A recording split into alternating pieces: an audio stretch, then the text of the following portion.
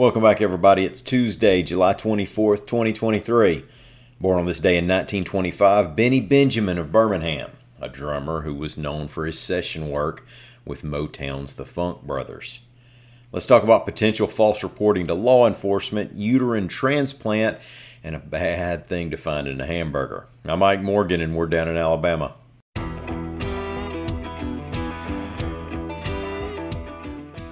Hoover police on Monday read the statement from Carly Russell admitting that she was never abducted from alongside Interstate 459 and that she never saw a toddler on the side of the highway, reports AL.com's Carol Robinson.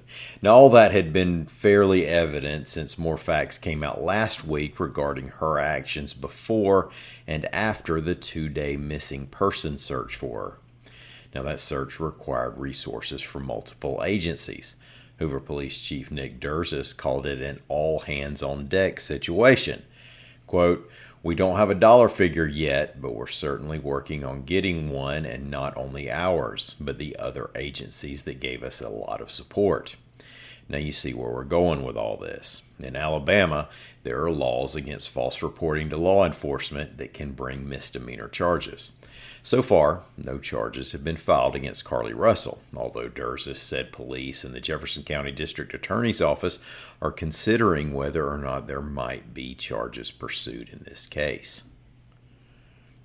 UAB Hospital announced the first successful childbirth through uterine transplant at its Comprehensive Transplant Institute, reports AL.com's Willisha Morris. Now, here's how rare this procedure still is. UAB's program is one of only 4 in the nation, and it's the first in the world that's outside a clinical research trial. And fewer than 100 women have undergone a uterine transplant, according to Dr. Brian Casey. Of course, even fewer have successfully delivered a baby. Now, the uterus is transplanted so the patient can undergo in vitro fertilization. Now, if it's not going to be used for another child, the uterus is then removed so mom can stop taking the immunosuppressive meds.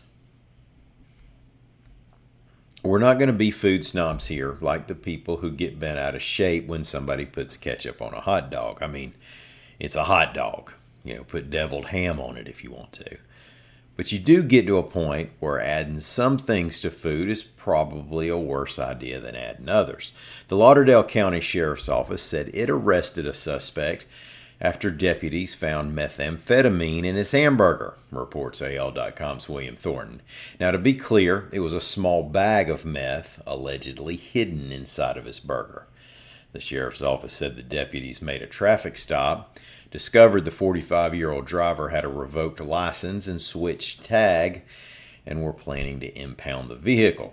They said the driver kept saying he was hungry and wanted to eat his hamburger. So they searched the hamburger and found the surprise. Thank y'all so much for listening. We're going to be back here again tomorrow. Until then, y'all come on by and see us anytime you want to on the internet at al.com.